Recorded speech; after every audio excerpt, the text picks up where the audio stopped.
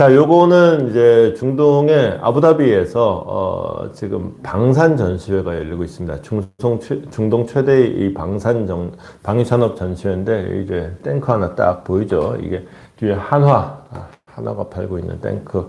기아도 들어갔고 뭐 많은 데들이 들어갔습니다. 이게 처음에는 정말 9평 단칸방 쓰다가 이제는 900평 한국관으로 지금 한국 방위산업계의 그 위상이 높아진 모습을 확인할 수 있는 현장이기도 합니다. 한국경제신문은 이렇게 제목을 뽑았습니다. 방산수주 100조 원, 3년치 일감이 찼다. 이거는 여기에 이제 괄호치고 잔액 기준 이렇게 돼 있죠. 이게 방위산업 예컨대 탱크 몇 대를 수주했다. 내지는 미사일 몇 대를 수주했다. 이런 식으로 하면은 되게 큰 것 같은데, 예컨대 탱크를 예컨대 한 몇십 대를 판다 그러면은 이게 탱크가 무슨 이 양배추 파는 것처럼 파는 게 아니에요. 양배추 10개 주세요. 그러면 10개 여기 있습니다. 그러고 줄 수가 있는 게 아니에요. 탱크를 우리가 늘 몇천 대 만들어 놓고 있다가, 탱크 10대요? 10대 여기 있습니다. 내주는 게 아니에요. 이제 수주 받으면 그때부터 탱크를 만드는 거예요. 그래서 몇십 대다 그러면은, 자, 그럼 올해 한 5대 가고, 내년에 내가 한 10대까지 줘볼게. 그러고 이런 식으로 돼가지고, 탱크 몇 대 팔아가지고는 몇천억이다. 그러면은 그 몇천억이 올해 당장 돈이 들어오는 게 아니에요. 이게 내년에 얼마, 내후년에 얼마, 이제 이런 식으로 장기가 있어요. 근데 이런 거 있어요. 이거를 처음에는 그래서 사실은 그 숫자에 비해서 이게 들어오는 게 적어요. 근데 이게 중요한 건 뭐냐. 이게, 자, 올해 여기서 수주하고, 내년에 여기서 하고, 내후년에 여기서 하고 하면은, 이게 쌓이면은, 한 몇 년이 지나면은, 벌써 3년 전에 수주해 놓은 게 올해 들어올 돈이 있고, 작년에 받은 거 올해 들어올 돈이 있고, 이런 식으로 쌓인 거 생각하면 이게 들어오는 금액이 꽤 커지는 거예요. 그래서, 이제, 잔액 기준으로 100조. 요런 이제 얘기가 되는 거죠. 그러면서 3년치 일감이 찼다라는 것도 바로 그런 의미에서 이해하면 되는 겁니다. 어쨌거나, 이제 트럼프도 들어오고 세상 만사 다 안 좋다라고 하지만 사실은 트럼프 덕을 보는 것 중에 하나가 이제 방산인데 방산 얘기 좀 이따 해보도록 하겠습니다.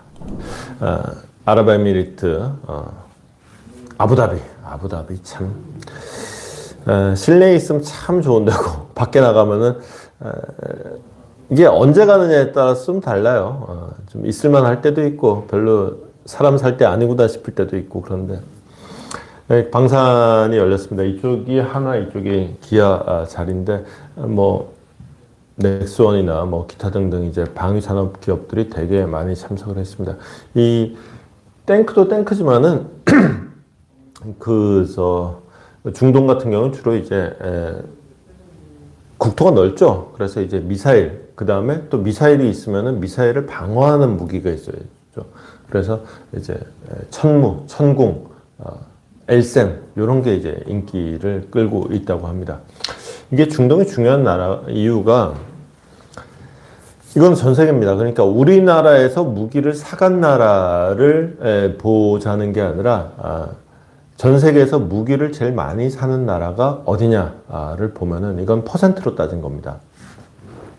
아시아와 오세아니아가 37%, 그 다음에 중동이 30%, 유럽이 21%. 근데 우리가 주로 무기를 파는 나라는 어디냐? 주로 유럽이고요. 그 다음에 아시아와 오세아니아를 살살 뚫고 있습니다.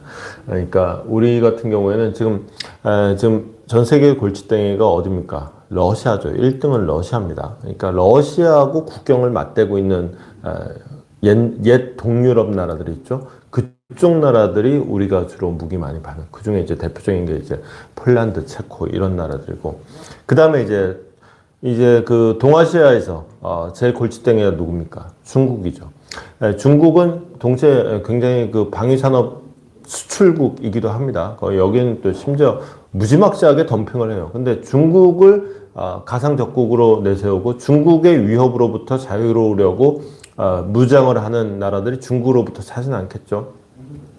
그게 이제 대표적인 나라가 베트남, 그 다음에 이제 호주 이런 나라들이에요. 그게 이제 여기 일부 들어가 있는데 여기는 사실은 전통적으로 미국이 독식하는 나라고, 그다음에 사우디아라비아는 그 말씀드렸다시피 이제 미국에서 무기 하나 좋은 거 새로 나오면은 그거 쇼핑하는 게 취미인 나라예요. 그러고 있는데 정작 그 무기를 운용하는 데는 별로 익숙하지가 않아서 실제 군사력과 가지고 있는 무기의 괴리가 좀 있는 나라로 평가를 받는데, 문제는 이제 이쪽에서 야, 한국산 무기 써봤는데 괜찮더라. 성능은 미국하고 비슷한데 값은 훨씬 싸더라. 이게 입소문이 나기 시작하다 보니까 이쪽에서 어느 나라 하나가 이게 기본적으로 방위라는 거는 어느 나라나 마찬가지입니다. 정치가 안정되어 있어도 마찬가지예요. 군대가 존재하는 이유는 일단은 국민들을 외적으로부터 지키기 위해서 있기도 하지만은 사실은 권력자의 입장에서는 국민들로부터 자신을 지키기 위해서 있는 게 또한 군대이기도 해요. 이제 그 중동 같은 경우에는 그 두 가지 이유가 모두 다 굉장히 절실한 나라들이 대부분이에요. 그러다 보니까 방위산업체 수요가 굉장히 높을 수밖에 없고, 이 시장을 뚫으면 이거 논한다. 우리가 아랍에미리트의 문재인 정부 초기에 막 대통령 비서실장이 달려가지고 아니 그것이 아니오라. 그게 이 문재인 정부는 그걸 이해를 못한 거예요. 군대가 존재하는 이유는 첫 번째, 물론 외적으로부터 국민을 보호하기도 위해서도 있지만은 두 번째, 국민으로부터 권력자를 보호하기 위해서. 이 두 번째 이유가 우리가 갖는 의미하고 개별 딴 나라들은 다른 의미를 가질 수 있다는 것을 이해를 못했던 거예요. 그 뒤늦게 이제 헐레벌떡 달려가는 이유는 나중에 안 거지. 아이고야, 이거 내가 큰 실수했구나. 그렇게 됐던 거거든요. 그런 식으로 해서 이제 막상 써보면 좋습니다. 그래서 심지어 그때는 이제 군대까지도 같이 보내준 케이스였는데, 그래서 이제 L셈이 이제 말하자면 한국형 사드, 그다음에 이제 천궁이 이제 한국형 패트리어트, 이제 이런 무기들이 이제 미사일 방어 체계들도, 그다음에 공격형 미사일들도 역시 이제 관심을 많이 얻고 있습니다. 천무 이런 게 이제 공격형 무기가 되는 거죠. 문제는 뭐냐? 방위산업이라는 게 중요한 거는 이게 금액이 커요. 금액이 큰데 이 장사를, 이 큰 금액을 말했듯이 이걸 일시불로 받는 것도 아니에요. 이거를 예컨대 뭐 몇천억 한다. 그러면 내가 오늘 당장 몇천억을 받는 게 아니에요. 올해 몇 억 받고, 내년에 몇 억 받고, 내후년에 몇 억 받고, 보통 한 10년 놓고 얘기를 합니다. 그럼 이게 떼먹지 않는다는 보장을 누가 하냐? 그걸 정부가 하는 거예요. 더군다나 무기체계잖아요. 무기체계는 정부가 독점적인 권한을 대부분 나라에서 갖죠. 그러다 보니까 이제 정부와 업체 간에 너무나도 긴밀하게 연결되어 있는 거예요. 그거는 상대도 마찬가지고 우리도 마찬가지고. 구매자가 보통 군대일 테니까 군대는 당연히 정부하고 뭐 연결되어 있는 거고, 파는 사람은 우리는 민간이긴 하지만은 저쪽에서도 안정적인 수급을 하려면 그 보증을 누가 해야 되냐? 그럼 결국은 또 정부가 해줘야 되는 거야. 그리고 이게 금액이 크다 보니까 이 큰 금액을 어느 날 갑자기 난 이 무기가 너무 갖고 싶어. 근데 내가 당장 돈이 없어. 어떡할래? 그러면은 이런 경우에 대개 수출금이라고 그래서 그 돈 우리가 빌려줄게. 물건 팔면서 돈도 아예 우리가 빌려줄게. 이렇게 되는 거예요.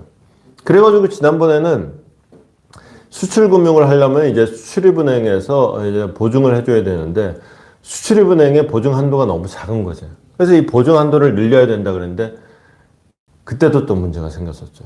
이거를 왜 이 방위산업이 뭐라고 말이야, 이 수출입은행 이걸 한도를 늘리느냐고. 그래가지고 그때도 한 몇 달 쌩 난리를 쳤죠.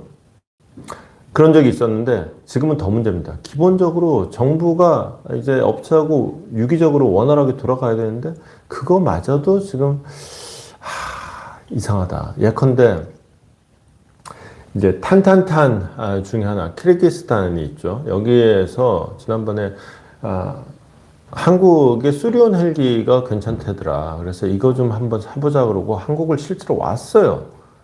와가지고 원래 헬기도 한번 타보고 그러고 하려고 그랬는데 왔더니 계엄이네? 야, 이게 이놈의 나라 뭐 이러냐 그러고는 가버렸어요. 나가리지 뭐. 폴란드 같은 경우에는 한국 무기의 굉장히 중요한 VIP 고객입니다.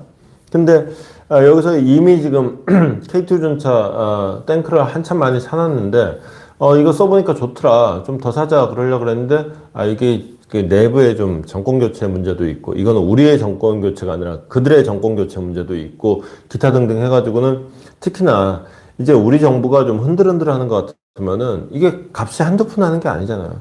그 김에 이게 가격 후려치기가 또 들어온단 말입니다. 그리고 가격 후려치기 아니면은 야 거기다가 얹어서 뭐 하나 더 줘. 뭐라도 하나 더 얹어서 줘야지. 뭐 이제 이런 식의 내고가 새로 들어오게 되면 이제 또 골치 아픈 거죠. 거기다가 그 비슷한 게 지금 원전이나 다른 문제까지 꼬이게 된다. 결국 정치 리더십의 문제인데